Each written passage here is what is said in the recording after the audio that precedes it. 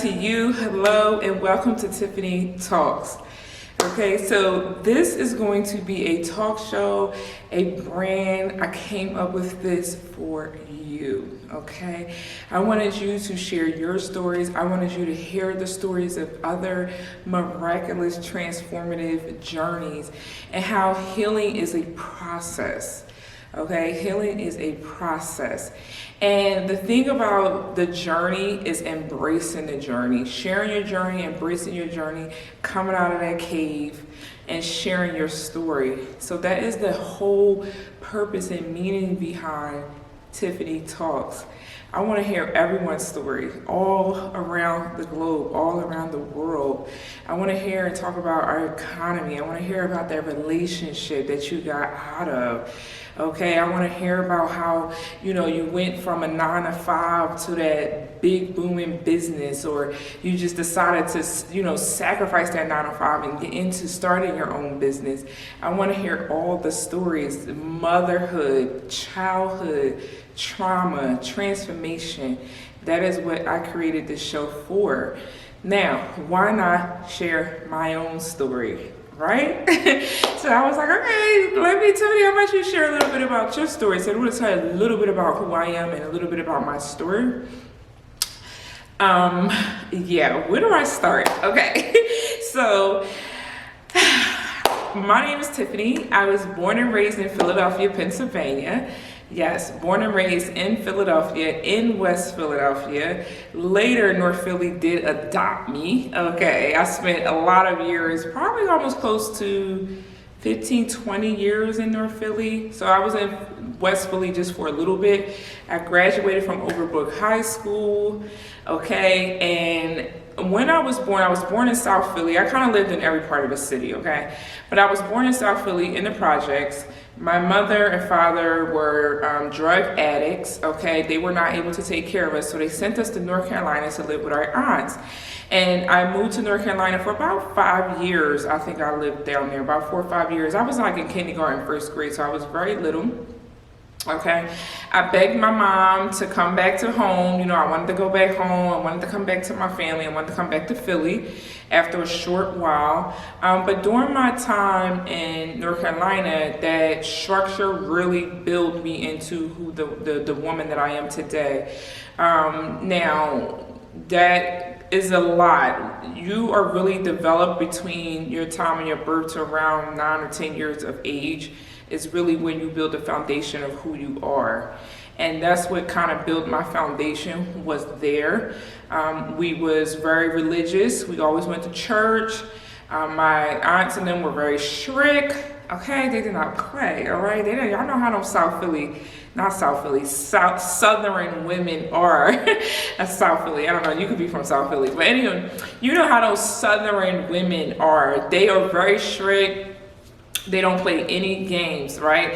So I was brought up like that, so I respected my elders. I respected the matriarch in our family, and we stood on principles. We stood on integrity, and my family is very highly emphasized in our family, right? So I moved back to Philadelphia later. I moved back to Philadelphia, and during my time moving back, I had no identity of myself. So I didn't know who I was as a person, but I knew I was seeking for some type of emotional validation. I was just, out and about, what most young girls do. They go outside, they talk to boys, they kind of get lost up in what everything's going around. They kind of get immutable to what's going on in their environment, and they really didn't have that foundation of creating their self. Now, I grew up when it came to spiritual and integral foundation, but I didn't grow up when it came to self foundation. I was not taught about, myself, my dignity, my divinity, all of that stuff. I did not learn it at a very young age. So I went and sought emotional validation from outside of my home. And I got into a very long-term marriage with my ex-husband at the age of 17. I met him at 17. And before then I even met him, I had already probably been with a few people, and I want to say that at the age of 15, I realized that I was a very high sexual driven person. So I'm telling myself at the age 15, manifesting it, not knowing that I'm manifesting it. I'm realizing this now through my healing process, but not noticing that I asked to be a Stepford wife. I asked to be a mom. I didn't want to be a hoe. You know, if I wanted to be over sexual, I just wanted to be with my husband. So I'm all realizing this at 15. I'm like, wow, you know, I love sex and I like this guy. I like the attention that this guy gives me. So I'm like moving around and stuff like that. I'm like, whoa, you know, pump my brakes. I'm not trying to be a hoe either. So I was just like, okay, Tiffany, it's time for you to settle down.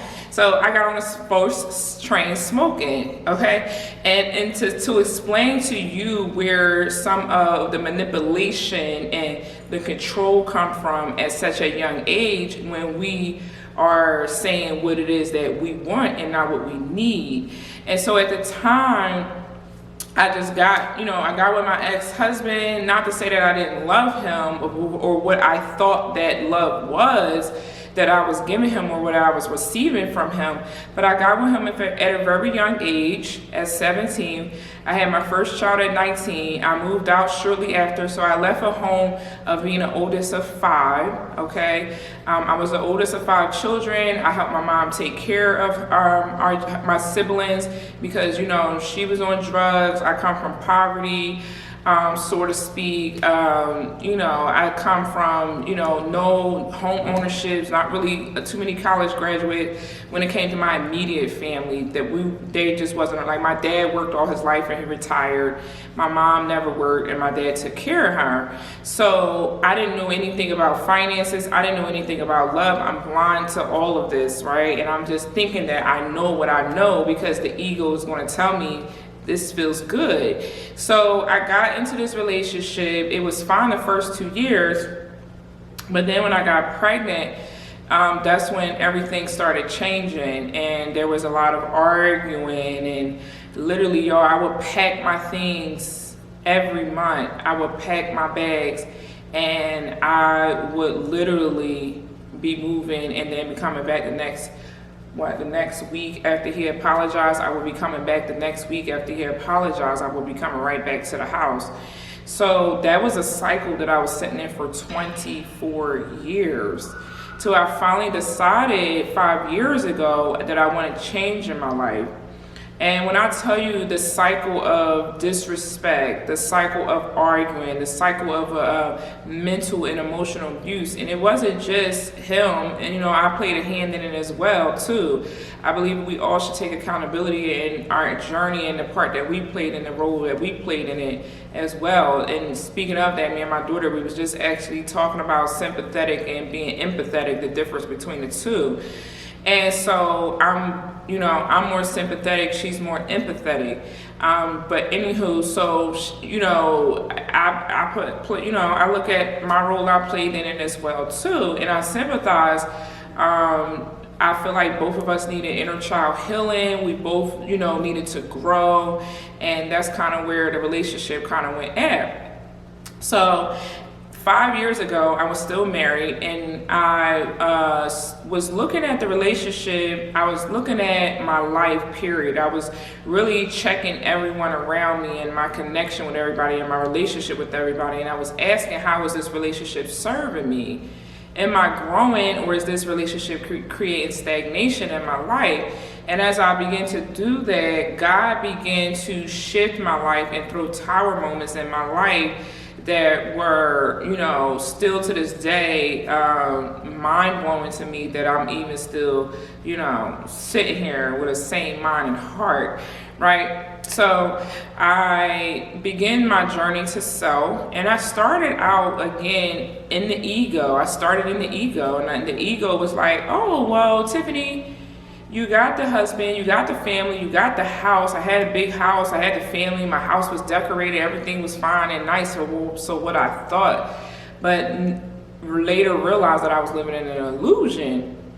So you know, I had all of that. So the first thing I started doing was working on manifestation. I started with the law of attraction. So I was manifesting houses, manifested furniture. I manifested the house because I started in North Philly. I manifested our house. We moved down to the county. And I was manifesting houses and cars and money. I started out with $50 and I worked my way up to $30,000. Manifesting, and it was like easy. It was just like, okay, this is easy, like nothing, right? I remember I manifested my Honda Pilot. I got it for $5,000 cash. But the manifestation of material things is easy, but can also leave your life just as fast as it could come in your life. So I was just like, okay, it got to be more to it than this. So I began to start manifesting more spiritual and more divination within myself. So I began to manifest my spiritual connection, my connection with the Most High, my connection with God, my divinity. Who am I? Where am I from? What am I here for? What is my purpose? So I started asking myself all of these things, and that's when I started to wanting to manifest that. And these are the things that I had on my vision board. I had peace on my vision board, harmony on my vision board. It was almost like physical things no longer fulfilled who I was as a person. So I began to actually work and doing that, and then I found, my love through divination and, and more into my calling and finding out who my lineage was and, what bloodline I come from, because I knew nobody on my dad's side. I knew everybody on my grandma's side. My grandma could get me back to my great-great-grandmother, her grandmother. She could tell me who that was. So, I knew nothing about my dad's side of the family. And my dad's side of the lineage in the family is where a lot of my power comes from, okay? And it's not any knock to my mom's side of the family, but a lot of my power does come from my father's side of the family. So I had to learn how to tap into that without knowing who anybody was in this family. I don't know anybody. All I knew was my dad. That was it. I never met his brother, his children, nobody. I never met anybody. Right? So I'm tapping into this on a spiritual note, and I'm finding out that a lot of my spirit guides, my ancestors, are from my father's side, and I'm tapping into their energy and things like that, far as in getting to know them on a spiritual level and not on a physical level. So as I'm doing that and things like that, I'm unraveling all of these things, and I started tapping into self-care and self-worth and realizing, okay, this relationship no longer serves me anymore. It's time for me to go. And that is what I decided to do. But although I wanted to physically go, I couldn't mentally go. I was mentally stuck, okay? I was mentally stuck. I was mentally feeling like I couldn't leave. Like mentally, I felt like I was in a cage or a prison in the inside of my head, but physically, I was already going. Emotionally, I was already going, but mentally, I needed to leave, right? So I finally worked on my mental state and freeing myself and freeing my mind mentally. And that's when I was able to leave. When you're able to be done with any type of relationship, whether it's love, friendship, work, anything, you have to be mentally, emotionally, and physically ready to leave. If one of those are not ready, then you're not ready to actually take that step or take that leap forward. So I left, okay? And when I left, I didn't have $1 to my name. I looked at my daughter and I said, what are we going to do? And she said, I don't know, but we're getting out of here, Mom.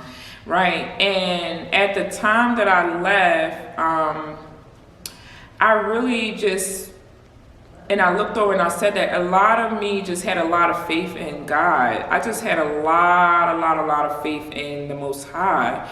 And I don't know what I was going to do. I don't know how we was going to eat. I didn't know anything. I went to a shelter, and then when I went to the shelter, I surely couldn't stay there. I probably stayed there a few nights because my ex had called around and he compromised the location, so I had to leave. He was telling them that I ain't hit on her. No, he never put his hands on me, but we was in a mental and abusive environment for our children, so that's why they let me in, because you know, they don't like arguing. You shouldn't be arguing and yelling and being toxic around kids. So that's why they let me in, because of that, because we was arguing. It was so explosive. We calling the cops. It was crazy, right? So I left. He got me kicked out of there, and then I wound up going to my sister's house. So when I went to my sister's house, my children were at my mother's house, and it just wasn't enough room. So I prayed and I asked God to make a way, but the whole time I'm just feeling free and liberated. My situation is looking crazy, right? I don't know how to turn the light back on, y'all. I don't have any type of, I don't have any type of money. We don't have anywhere to live. I'm sorry, you guys, I'm in a clubhouse at my apartment building. But I didn't have any type of money. I didn't have anywhere to live. My kids are sleeping on my mom's sofa. And I am, sleeping at my sister's house where we could accommodate the room where we could accommodate at. So I'm like, this isn't going to work. And I want to be with my children. I wanted to wake up with my children every day. And I just prayed and I asked God to make a way. And God did. God put us in a hotel. I lived in a hotel for 2 months, y'all, and I paid $1,000 a week. And, I don't know. It was just, that was when, because my kids were like unemployed and I was unemployed. And that was when everybody was getting all the unemployment money and the PP money and all of that, because I had already had my business as well, too. So it was a lot of that going on, all that funding that, what was in office? What's his door name? God, I forgot the man's name. Trump was in office. So it was when all of that money was going out, right? So I had it all, and I don't know, it was like it kicked in right when I left or something, or right before I left or something like that. I don't know. So we wound up staying in a hotel, and I was paying $1,000 a week to stay at a hotel until our apartment was ready. We had got a beautiful apartment. I prayed and manifested this as well too, for a safe home and a beautiful environment for my kids, and we got that. We was in the woods. It was like I was seeing foxes and deers, and it was just such a beautiful place. It fit perfect for us. We was in a 3-story townhome in Delaware, and it was amazing. So I stayed there for a year, and then God pushed me again to move. God's like, look, you got to move again. And I'm like, oh my goodness. My mom came to me, and when my mom came to me, she said, well, how are we going to get to Texas? And how are we going to get the money to get to Texas? And I said, Mom, don't worry about the money and how we're going to get to Texas. I said, if God wanted me to move to Texas, Mom, we're going to move to Texas. And I looked at her and said just that. And I said, where is your faith? Aren't you Christian? Where is your faith, lady? We're going to get to Texas. Like, if that's what God wants us to do, we're going to get there. I don't need to fuss, fight, or forge or anything. I'm not in my ego anymore. Okay, I'm in my higher self, and I'm no longer living in an illusion or being delusional. And that was the thing that I said to myself, if it's meant, it's going to be meant to happen. So God provided the money, provided the $10,000. We moved down here. We stayed in a hotel. We stayed in an Airbnb. Now we done left the comfort of our home, and now we're down here in Texas in an Airbnb, in a hotel. And I'm just trying to figure out, like, what the hell is going on in my life right now. And I'm just trusting the process, though. I'm just trusting the process. So that's exactly what I did, right? And so it's been such a journey of my life. I have came across and dated some amazing people as well, too. And through me dating them, I found a lesson in every person that I dated. I found a lesson of emotional codependency, healing and working on that. And that was another thing that I had also worked on and healed. And I'm like totally grateful for every person that I dated, every lesson that I learned with them and everything. And the thing is that even like with my own ex-husband, like I feel like he was like my protector. He was my covering, because remember at the age of 15, I was like, I don't want to be a hoe, right? So I got with him at 17, and he, although our relationship was rocky, he did provide, he did do, I always look at the great things in the relationships with people. He did the best that he could in that relationship, although we were not for each other and our relationship was very toxic because of unhealed trauma. But he did the best that he could. So I was always like in gratitude of that, and I'm very thankful for that, because I feel like it's a lesson in every relationship that we have. Even though it could be a very hard lesson, it could be a very traumatic a lesson, and that's where I sympathize at. Like I was telling my daughter, I'm very sympathetic. So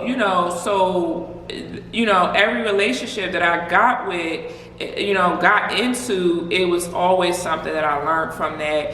And I started feeling more powerful. I started feeling more stronger. Like I feel like, I could sit alone by myself. I don't have to chase anybody. I don't have to do anything. I don't have to look at my phone. Like, I talk to absolutely nobody right now. This existence on that level, my phone is completely dry and dead, but that's okay. Like, that's okay. Like, I feel like the right person will come at the right time when I'm ready. God is going to all bless me with that as well too. But most importantly, what I found that God is telling me right now and blessing me with right now through my journey, my spiritual journey, is stability and being grounded. Providing a legacy for my family, changing a generational legacy and any type of generational curses in my family and my dynamic, especially on my father's side. So I feel like that is where my ancestors are pushing me towards that transformation. And the biggest thing that I find in doing this show, and why I wanted to do this show, was that, listen, I've been doing this for almost 3 years now. I started out my business with 7 Harmony, and I've been doing this for quite some time now. And I cannot thank the people who watch me, who support me, who rock with me.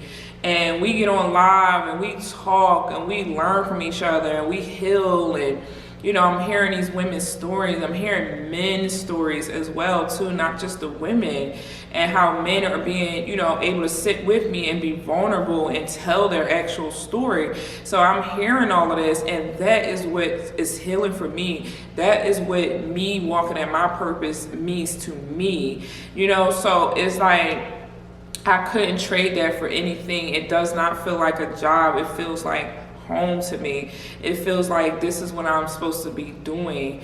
And although we walk blindly by faith, not by sight, I don't look at the numbers, or I don't look at I don't do trajectories and the future, and if I set this up and I have this strategic plan or nothing. No, I'm being divinely guided and led. So I'll just put out what I feel like Spirit wants me to share is what I put out, is what I say. And the most important thing through that is learning to be, not learning, but being my true authentic self. Coming out of a long-term situation of delusion and living in an illusion of what I thought my life was supposed to be. I just really just do things where I'm being myself, and that's what I love. So one day I might feel like this, and the next day I might feel like that, and I embrace it all. I embrace all aspects of myself. I was just talking to one of my healers, and through my process of my divorce, before I saw 3 healers, and then afterwards I still see my 3 different healers, and they all did something different. They all were different. And the thing is, one of my healers that I talked to the other day, she said to me, you look so really beautiful in your photos. I said, really? I said, I really didn't like it. I said, I'm not like a weave type of person, and lashes and makeup and all that. That's not really me. It's nice, and I love to get glammed up. Don't trust me, I do, because I am getting my hair put back in this week. I'm getting my wig back on this week. But at the same time, it almost felt like I was being something that I wasn't by wearing those things. Like, am I hiding something? Am I masking behind something? And she's like, no, you have to embrace all aspects, all sides of yourself, Tiffany. You have to. And I said, you're absolutely right. I said, thank you so much for that nugget. I love when people drop nuggets like that on me. Just the little simplest words go a long way with me, and I internalize that, and I reflect on it, and I look at it in a different perspective. And I said, you are absolutely right. And I said, that's what I have to start doing. I have to start embracing all sides of me, you know. I just was studying something on sacred lust and things like that. And I feel like that's very heavy and very heavily publicized right now, is lust and sex and things like that. So I'm researching on that and understanding where that comes from and how that connects to us when it comes to the divine. So yeah, so it's all a journey, it's all a process. It is not something that we're going to be embracing overnight or things, you know, anything like that. The spiritual journey and healing takes time. So, you know, the journey is all about, you know, embracing the journey. It has its ups and it has its downs. And the biggest thing that I find with the journey is to simply sit in it. Don't try to change it. Don't try to make it anything different than what it actually needs to be. Okay? So I love you guys. Thank you so much for tuning in, and can't wait to share with y'all the episodes that are coming out. Love y'all. Peace.